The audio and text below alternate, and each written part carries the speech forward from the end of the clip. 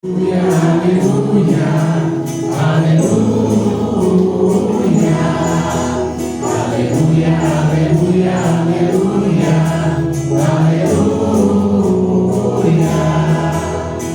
Dizes como disser a palavra do Senhor, tem um coração que produzem muitos frutos. Até o fim, perseverantes.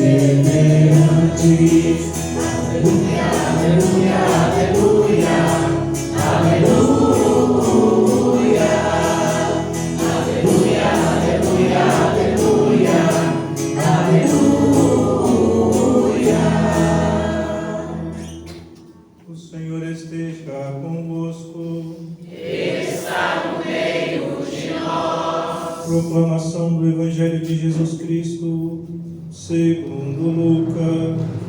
Glória a vós, Senhor. Naquele tempo, Jesus entrou num povoado e certa mulher de nome Marta recebeu-o em sua casa. Sua irmã, chamada Maria, sentou-se aos pés do Senhor e escutava a sua palavra. Marta, porém, estava ocupada com muitos afazeres. Ela aproximou-se e disse: Senhor, não te importas que minha irmã me deixe sozinha com todo o serviço? Manda que ela me venha ajudar. O Senhor, porém, lhe respondeu: Marta, Marta, tu te preocupas e andas agitada por muitas coisas. Porém, uma só coisa é necessária. Maria escolheu a melhor parte, e esta não lhe será tirada. Palavra da salvação. Glória a vós, Senhor.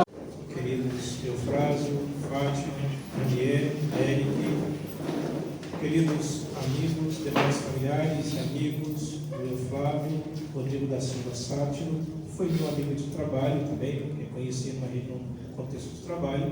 Depois fizemos alguns projetos para a igreja juntos também, né?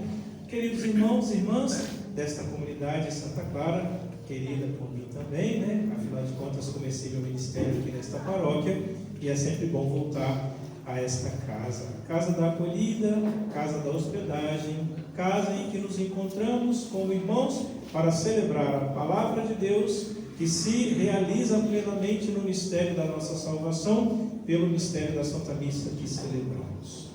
A liturgia da palavra de hoje fala-nos então de hospedagem. Não só hospedagem, mas de acolhida, de aquele cuidado que devemos ter durante a nossa vida, porque de fato em algum momento dela, ou em muitos momentos dela, ou em todos os momentos dela, Deus pode se apresentar a nós nas mais diversas circunstâncias. E se o nosso coração não está preparado para intuir a sua presença, e se nós não estamos acostumados ao Senhor, então podemos deixar passar a oportunidade de sermos anfitriões de um hóspede queridíssimo, que não tolhe a nossa liberdade, não invade a nossa liberdade, mas se propõe a cada um de nós. Então, o primeiro que vai abrir-nos a possibilidade de compreendermos que Deus vem a este mundo e que de fato faz um caminho conosco é o próprio Abraão, pai da fé dos hebreus, mas também pai de nossa fé, porque o Deus de Abraão, Deus de Isaac, Deus de Jacó é também, na sua condição humana, o pai de nosso Senhor Jesus Cristo, que é o Filho de Deus, que veio a este mundo, assumindo a nossa condição humana sem deixar de ser Deus, e volta para Deus, retomando a sua condição divina plenamente, mas sem deixar de ser verdadeiramente humano. Então, a página do livro de Gênesis que hoje ouvimos é um encontro de Deus, Trindade Santa, com Abraão, pai da fé. Aquele que vai inaugurar para nós aquela intuição primeira e verdadeira de que Deus é único e não múltiplo, de que Deus é um só Deus, portanto que temos um só Deus, Criador de todas as coisas, e não vários deuses como se pensava nas sociedades antigas, sobretudo nos tempos pré-bíblicos e ainda no tempo do Novo Testamento, do Antigo Testamento. Então, num dia comum da vida de Abraão, junto ao carvalho de Mambré, portanto, no calor do dia, e nós podemos imaginar, né, o deserto ao meio-dia, como deve ser escaldante, Abraão vê 3 homens de pé diante dele. E é interessante porque o número 3, mais tarde, com Jesus, será finalmente compreendido, né? Deus é o único Deus, mas que se revela em 3 pessoas: o Pai que cria, o Filho que salva e o Espírito Santo que redime. E embora a nossa condição humana não nos permita compreender que isso se dá tudo ao mesmo tempo, sem antes e depois, nós podemos com a igreja reconhecer que Deus é único em sua natureza, mas se apresenta em 3 pessoas distintas. Abraão prostra-se diante dele e trata-o como singular: meu Senhor, se ganhei tua amizade, peço-te que não prossigas a viagem sem parar junto de mim, teu servo. Veja, Deus se apresenta, mas não invade. Ele é o Senhor de todas as coisas. Poderia simplesmente estalar os dedos e resolver todos os problemas, mas aguarda a hospitalidade humana, o convite a estar com. Por isso, parece-nos tão difícil compreender o modus operandi de Deus. Tendo todo o poder do mundo, escolhe respeitar a nossa liberdade e escolhe ser escolhido e amado. Aqui a gente pode compreender o coração de Deus quando a gente ama ou quando a gente tem uma paixão platônica. Qual era o nosso grande desejo?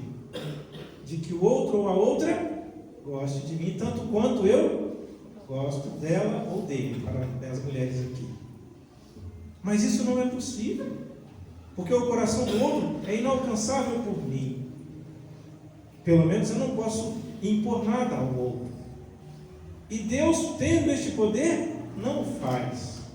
Espera de nós a resposta. Ele toma a iniciativa, se aproxima, se apresenta, convida nas ocasiões propícias e nas ocasiões inoportunas, mas nunca nos invade. Olha como que Deus é bom. E a sua onipotência não é nunca ferida quando Ele resolve decide respeitar a nossa liberdade. Ele aceita a hospitalidade de Abraão. E ali come com Abraão daquilo que lhe é oferecido. E Abraão, intuindo ser o próprio Deus, oferece o melhor. Também na nossa vida, pobre, pecadora, cheia de falhas, de infidelidades em relação à lei, sobretudo ao amor de Deus, também na nossa vida pobre, somos convidados a oferecer a Deus o melhor de nós. E o melhor de nós deve ser sempre a reta intenção, o desejo de estar com Ele, de aceitá-lo como nosso hóspede querido e de fazer o possível, mesmo na nossa pobreza, para sermos o melhor anfitrião para aquele ilustre hóspede que é Deus Trindade Santa. Depois de toda aquela festa, depois de recebê-lo, Abraão recebe uma promessa: voltarei aqui no ano que vem, ou seja, daqui a um ano, e até lá, e lá sua esposa já será mãe de um filho. Deus nos promete grandes coisas. E embora nós não compreendamos o alcance do amor de Deus para conosco, e nem muitas vezes a sua promessa, que vai se dando e se realizando na nossa vida, entrecortada de erros e pecados, mas Deus sempre cumpre a sua promessa. Talvez com o nascimento de Isaac, Abraão nunca tenha imaginado que um dia, quase 4.000 anos depois, seu nome ainda seria lembrado. E não só pelo povo judeu, mas por toda a multidão dos cristãos, e é lembrado no mundo inteiro, porque o Deus de Abraão, o Deus de Isaac, o Deus de Jacó, foi conhecido pelos cristãos no mundo inteiro, embora ainda não tenha sido aceito por todos os cristãos. Hóspedes de Deus. Ali, na sede dos nossos sentimentos, ali onde não há mentiras entre mim e Deus, nem entre mim e eu mesmo, ali habita o Senhor, que um dia iniciou em mim uma obra que deverá ser levada a cabo até o fim de nossas vidas, quando estaremos prontos ou minimamente preparados para o encontro com Ele. Abraão compreendeu que aqueles 3 eram o seu único Deus, honrou, hospedou em sua pobre casa. Aquele que criou todas as coisas aceitou morar na tenda de Abraão, ou melhor, hospedar-se na tenda de Abraão. E não foi um encontro infrutífero. Dali sai o povo da antiga aliança, e dali sai a preparação para a nova aliança em Jesus Cristo, o Filho de Deus. 2000 anos depois, esta promessa se cumpre em Jesus Cristo. De fato, Abraão se tornará pai de uma multidão incontável. Já com os judeus, é um número incontável. Unindo-se a isso, os cristãos do mundo inteiro e aqueles que amam, de alguma maneira, admiram o cristianismo, aí mais incontável ainda são os números daqueles que são, de fato, pela fé, descendentes de Abraão. Mas uma coisa é importante, meus irmãos. É preciso dar a Deus o tempo que Ele, ou melhor, a nós mesmos, o tempo que precisamos para compreendermos Deus em sua mais sublime essência. Deus não nos invade, é verdade, mas Deus insiste conosco. E por sua encarnação caminhou conosco. A segunda pessoa da Trindade, Jesus Cristo, falou conosco par a par, mostrou-nos que Ele é o caminho, e não só que Ele é o caminho, mas também nós podemos com Ele trilhar este caminho. E no caminho, muitas vezes compreendemos algumas coisas, outras não, mas não devemos deixar de seguir adiante. Não mesmo. Está Jesus, agora, já no tempo da nova aliança, numa outra casa. É hóspede, não mais do pai da fé, mas hóspede dos amigos. Está na casa de Marta e de Maria e também de Lázaro, né? Os três. Provavelmente Lázaro não está nesta casa porque vivia recolhido por causa da sua enfermidade. Mas ali é recebido com amor. E é interessante porque uma se prepara para ouvir o mestre, e de fato ouve.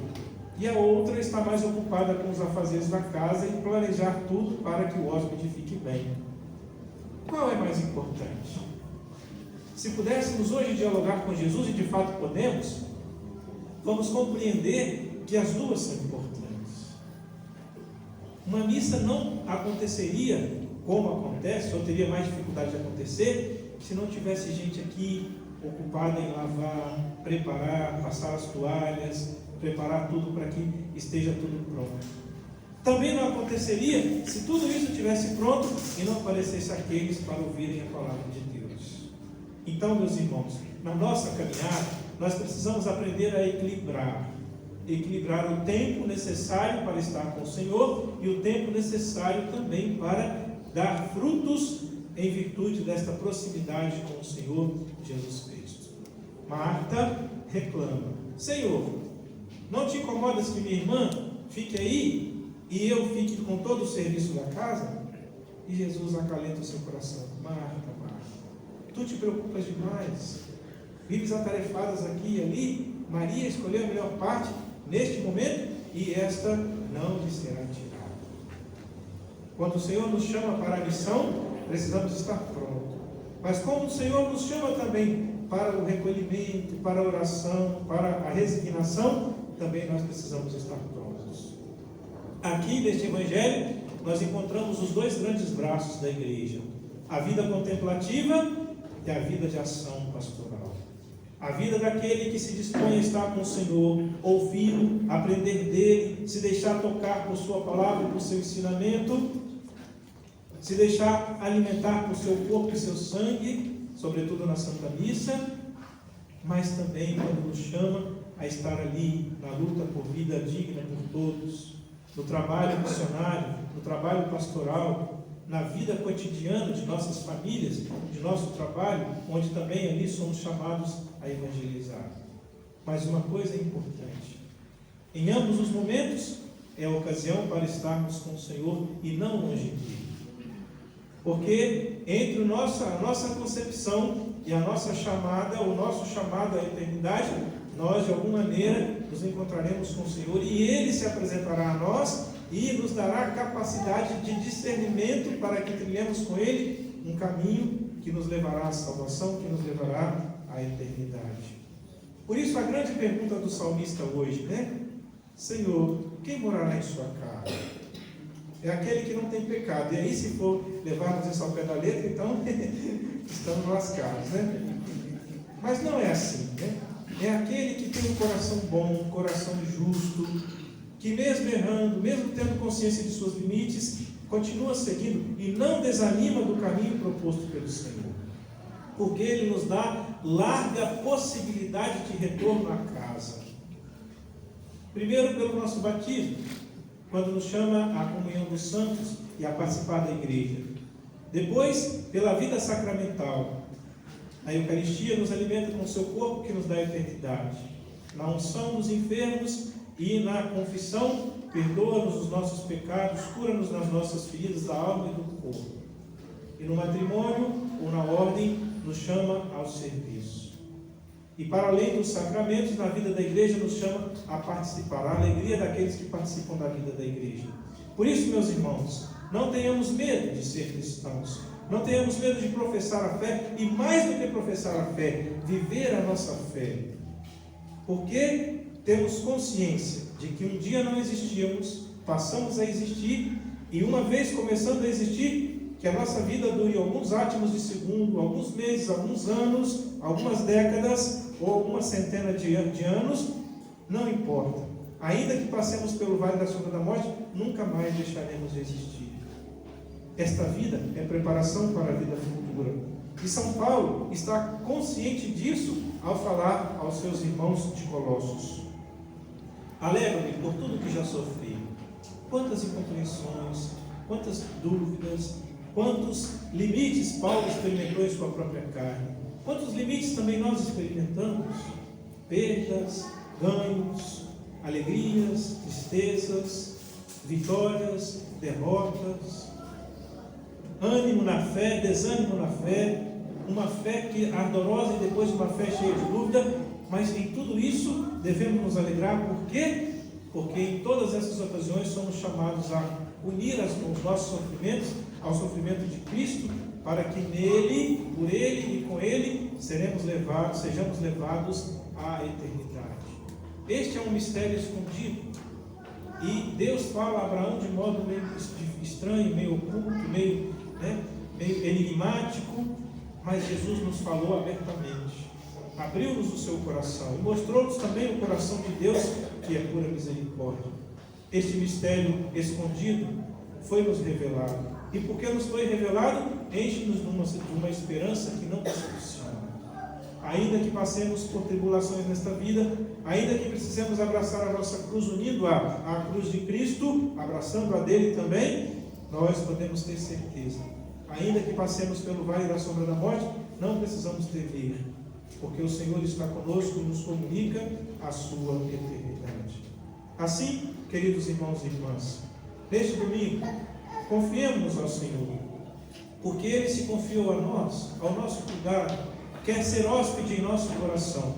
Sejamos, portanto, anfitriões, que louvam a Deus, que bendizem a Deus com palavras, mas também com gestos concretos, com a própria vida e, sobretudo, com aquele desejo ardente de que Ele seja conhecido, amado, honrado, glorificado, não só por nós, seus súditos, seus servos, seus amigos, mas também pelo mundo inteiro.